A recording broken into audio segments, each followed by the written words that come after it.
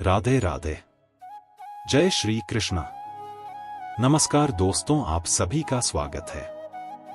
दोस्तों, एक बार यमराज और चित्रगुप्त यमलोक में बैठकर बात कर रहे होते हैं। तभी चित्रगुप्त यमराज से पूछते हैं, हे प्रभु, किस कारण से मनुष्य की अकाल मृत्यु होती है? कौन से मनुष्य को संतान सुख नहीं मिलता है और कुछ मनुष्यों की मृत्यु शिशु अवस्था में ही क्यों हो जाती है? इसके पीछे क्या कारण है? तब यमराज चित्रगुप्त को बताते हैं, चित्रगुप्त, तुमने उचित ही प्रश्न किए हैं। इन सभी प्रश्नों का उत्तर मनुष्य की आदतों में छिपा होता है। मनुष्य जिस प्रकार का आचरण करता है, उसे उसी के अनुसार सुख और दुख भोगने पड़ते हैं। मनुष्य की अकाल मृत्यु होने के पीछे भी उसकी आदतें ही कारणभूत होती है। तुम्हारे प्रश्नों का उत्तर बताने से पहले मैं तुम्हें एक अत्यंत महत्वपूर्ण कथा सुनाता हूँ। इस कथा में तुम्हें तुम्हारे सभी प्रश्नों के उत्तर मिल जाएंगे, इसीलिए तुम इस कथा को ध्यान से जरूर सुनना। तो दोस्तों, यमराज ने चित्रगुप्त को जो कथा सुनाई है, हम आप सभी को सुनाने जा रहे हैं। इस कथा में मनुष्य के आचार विचार, अच्छी और बुरी आदतें तथा जन्म मृत्यु के विषय में बहुत ही महत्वपूर्ण ज्ञान दिया गया है। इस ज्ञान को कभी आधा अधूरा नहीं सुनना चाहिए। तो चलिए बिना देरी किए शुरू करते हैं। यमराज कहते हैं, थे चित्रगुप्त, किसी समय की बात है, मध्य देश में एक अत्यंत सुंदर नगरी थी। उस नगरी में एक धनवान सेठ रहा करता था, जिसका नाम था आत्माराम। आत्माराम बहुत ही मेहनती था। उसने अपनी मेहनत से सारा धन इकट्ठा किया था। उसका बहुत बड़ा व्यापार था और साथ ही उसके पास बहुत सारा खेत था। पूरे नगर में आत्माराम जितना धनी इंसान कोई नहीं था। सौभाग्य से आत्माराम के 3 पुत्र थे और 2 पुत्रियां उठी। आत्माराम के सभी पुत्र पुत्रियों का विवाह हो चुका था। आत्माराम के 3 बेटे उसी के साथ रहते थे और उसके कामकाज में उसकी सहायता करते थे। आत्माराम का बड़ा बेटा किशन बहुत ही समझदार और बुद्धिमान था। वह अपने पिता के सारे काम संभालता था। छोटा बेटा गणेश भी खेत देखता था और खेत के सारे काम करता था। और तीसरा सबसे छोटा बेटा पढ़ाई करता था। आत्माराम के दोनों बेटों का विवाह हो चुका था और कुछ समय बाद पढ़ाई खत्म होने पर उसने उसके छोटे बेटे का भी विवाह करा दिया और उसे भी अपने व्यापार में काम पर लगा दिया। भगवान की कृपा से सब कुछ ठीक चल रहा था। कई वर्ष बीत गए। आत्माराम के बेटों ने उसके व्यापार को और बढ़ा दिया और जब आत्माराम की मृत्यु का समय निकट आया तो उसने संपत्ति का बंटवारा करने का सोचा और अपने तीनों बेटों को बराबर हिस्सा करके उसने अपनी सारी संपत्ति तीनों बेटों के नाम कर दी और बड़ी ही प्रसन्नता से उसने मृत्यु को गले लगा लिया। आत्माराम की मृत्यु के बाद उसके तीनों बेटे अपने अपने हिस्से में मिली संपत्ति को संभालने लगे। ऐसे ही समय बीतता गया। आत्माराम के बेटे अपने अपने घर पर हर साल अपने पिता का श्राद्ध करते थे और नदी में जाकर तपन भी करते थे, जिससे आत्माराम की आत्मा को शांति मिले। आत्माराम के बड़े बेटे को 3 अत्यंत सुंदर पुत्र की प्राप्ति हुई। फिर छोटे बेटे को 2 पुत्र और 1 पुत्री हुई, लेकिन सबसे छोटे बेटे को कोई संतान नहीं हुई। बहुत साल बीत गए, लेकिन सबसे छोटे बेटे को कोई संतान नहीं हो रही थी। उसने कई उपाय भी किए, लेकिन उसे कभी संतान सुख नहीं मिला, जिस कारण से वह सदा ही दुखी और निराश रहने लगा। कुछ साल बीतने के बाद आत्माराम के छोटे बेटे की तबीयत अचानक खराब हो गई और वह बीमार रहने लगा। उसने अपनी बीमारी के इलाज में अपने पास की सारी जमा पूंजी खर्च कर दी। वह दूर दूर से वैद्यों को बुलाकर अपना इलाज करवाता था। बीमारी के कारण वह अपने कामकाज पर ध्यान नहीं दे पा रहा था, इसीलिए उसकी परिस्थिति और भी अधिक खराब होने लगी थी। उसने कई बार अपने भाइयों के पास मदद मांगी और उनसे उधार पैसे लेकर जीवन का गुजारा करने लगा था। कई वैद्यों को दिखाने के बाद भी उसकी बीमारी ठीक नहीं हो रही थी, जिस कारण से वह बहुत दुखी रहने लगा था।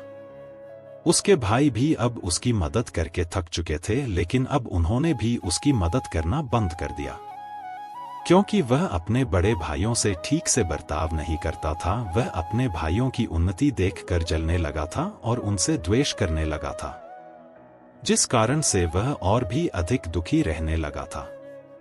फिर एक दिन अचानक उसकी मृत्यु हो गई और फिर यम के दूत उसे लेने के लिए उसके पास आ गए। यम के दूत उसे घसीटते हुए यमलोक लेकर जाने लगे। फिर यमलोक पहुंचने पर उसे यमराज के सामने लाकर खड़ा कर दिया गया। वहां पर जाने के बाद वह छोटा बेटा रोता हुआ यमराज से पूछने लगा है, यमराज मैंने ऐसा कौन सा पाप किया है जिससे मुझे यह दिन देखने पड़े। मैं तो कितना अच्छा भला इंसान था, लेकिन किस कारण से मुझे अचानक रोगों से ग्रसित कर दिया? किस कारण से मेरा सब कुछ नष्ट हो गया? ऐसा मैंने कौन सा पाप किया है? फिर यमराज कहते हैं, अरे मूर्ख, तूने अपने जीवन में बहुत पाप किए हैं। तेरी बुरी आदतों के कारण ही तुझे यह दिन देखने पड़ रहे हैं। तेरी अकाल मृत्यु का कारण भी तू खुद ही है। अब मैं तुम्हें बताता हूँ कि तूने शास्त्रों के कौन से नियमों का उल्लंघन किया है जिस कारण से तेरी दुर्दशा हुई है। जो भी मनुष्य शास्त्रों के नियमों का उल्लंघन करता है उसकी भी दशा तेरे जैसी ही होती है। यमराज उस छोटे बेटे से कहते हैं, मनुष्य को हमेशा अपने 5 अंगों को साफ करके ही भोजन करना चाहिए। दोनों पैरों को तथा दोनों हाथों को और अपने मुख को जल से अच्छी तरह से स्वच्छ करके ही भोजन करना उचित होता है।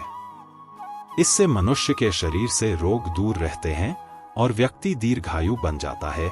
किंतु तूने तो बिना स्नान किए ही भोजन किया है। यमराज कहते हैं, भोजन शुरू करने से पूर्व उस भोजन के लिए भगवान को धन्यवाद देना चाहिए और संसार के समस्त प्राणियों को भोजन प्रदान करने की प्रार्थना करनी चाहिए। इस प्रकार से अन्न देवता को प्रणाम करके भोजन करने से मनुष्य को कोई पाप नहीं लगता है। लेकिन ने ऐसा कोई भी कार्य नहीं किया। तूने कभी ईश्वर का धन्यवाद नहीं किया। तूने कभी प्राणियों को भोजन नहीं दिया, कभी द्वार पर आए भिक्षुक को अन्न नहीं दिया। इसी कारण तेरी यह दुर्गति हुई है। यमराज कहते हैं, जमीन पर बैठकर भोजन करना ही श्रेष्ठ होता है। बिस्तर पर बैठकर भोजन करने से मनुष्य के शरीर में रोग उत्पन्न होते हैं और उसकी आयु कम हो जाती है। तू बड़े आराम से बिस्तर पर बैठकर भोजन करता था, इसी कारण से तेरे शरीर में रोग निर्माण हुए। शास्त्र कहते हैं कि दहलीज पर बैठकर भी भोजन नहीं करना चाहिए, किंतु तूने इस नियम का भी पालन नहीं किए, जिससे तेरी धन संपत्ति भी नष्ट हो गई। दहलीज पर बैठकर भोजन करने से धन का नाश होता है। यमराज कहते हैं, 3 प्रकार का भोजन मनुष्य को नहीं करना चाहिए। जिस भोजन के ऊपर से कोई पैर रखकर चला गया हो अथवा कोई व्यक्ति भोजन को लाकर कर गया हो, ऐसे भोजन को कभी खाना नहीं चाहिए। ऐसा भोजन अशुद्ध हो जाता है। ऐसे भोजन को पशुओं को खिला देना चाहिए। दूसरों के द्वारा लांघा गया भोजन खाने से मनुष्य की आयु कम हो जाती है और उसके शरीर में भिन्न भिन्न प्रकार के रोग उत्पन्न होते हैं। यदि भोजन में बाल निकल आता है तो ऐसा भोजन तैयार हो जाता है। यदि अन्य में बाल निकलता है तो उसे ईश्वर को कभी प्रसाद के रूप में नहीं चढ़ाना चाहिए और ना ही स्वयं खाना चाहिए। ऐसा भोजन प्रेतों को प्राप्त हो जाता है। यमराज उसे कहते हैं, दूसरों के लिए परोसा हुआ भोजन भी नहीं खाना चाहिए। जो मनुष्य दूसरों का भोजन छीन के खाता है अथवा किसी को बिना दिए ही स्वयं उस अन्न का उपभोग करता है, उससे देवी अन्नपूर्णा रुष्ट हो जाती है। भोजन सभी में बांटकर खाना चाहिए। दूसरों के हिस्से का भोजन करने से मनुष्य के पुण्य कर्म नष्ट हो जाते हैं, लेकिन तूने इनमें से किसी भी नियम का पालन नहीं किया। इसी कारण से तेरी आयु कम हो गई। शास्त्रों के अनुसार दिन के समय में मनुष्य को उत्तर की ओर मुख करके मल मूत्र का त्याग कर आना चाहिए। यदि रात्रि के समय मल मूत्र का त्याग करना हो तो दक्षिण की ओर मुख करके करना चाहिए। मल मूत्र का त्याग करते समय हमेशा अपने सिर को ढककर रखना चाहिए। किसी भी पेड़ के नीचे को हुए के पास, नदी के किनारे के पास, गौशाला के पास, देव मंदिर, अग्नि के पास तथा शमशान भूमि के पास कभी मल मूत्र का त्याग नहीं करना चाहिए। शास्त्रों में कहा गया है, खड़े होकर भी मल मूत्र का त्याग नहीं करना चाहिए। इससे शरीर में रोग और विकार निर्माण होते हैं। इसके साथ ही पूरी तरह से निर्वस्त्र होकर भी मल मूत्र का त्याग नहीं करना चाहिए। चलते चलते कभी पेशाब नहीं करना चाहिए, इससे जीवन में दुर्भाग्य आता है। जूते पहनकर छाता लगा आकर भी मल मूत्र का त्याग करना अनुचित माना जाता है। कभी भी किसी स्त्री, गुरु, देवता, मंदिर और पानी की तरफ मुख करके आकाश में ग्रहों को देखते हुए मल मूत्र का त्याग करना अनुचित होता है। रात्रि में चंद्रमा और अग्नि की तरफ देखते हुए भी मल मूत्र का त्याग नहीं करना चाहिए। इससे जीवन में दुख और संकट आते हैं। मल मूत्र का त्याग करने के बाद उस भाग को स्वच्छ करना चाहिए तथा अपने हाथों को भी जल से शुद्ध करना चाहिए। मलमूत्र का त्याग करने के बाद किसी दीवार पर साफ नहीं करना चाहिए, इससे पशु के रूप में जन्म प्राप्त होता है। मलमूत्र का त्याग करने के बाद उसे अच्छे से ढक देना चाहिए और उस पर मिट्टी डालनी चाहिए ताकि कोई पशु उसे खाए नहीं। यमराज कहते हैं, मनुष्य को कभी निर्वस्त्र होकर स्नान नहीं करना चाहिए, इससे पितृदेव रुष्ट हो जाते हैं। पितृदेव रुष्ट हो जाने पर मनुष्य अपना सब कुछ खो बैठता है, किंतु तूने सदैव ही निर्वस्त्र होकर ही स्नान किया है, जिस कारण से तेरे पितृ भी तुझसे नाराज थे।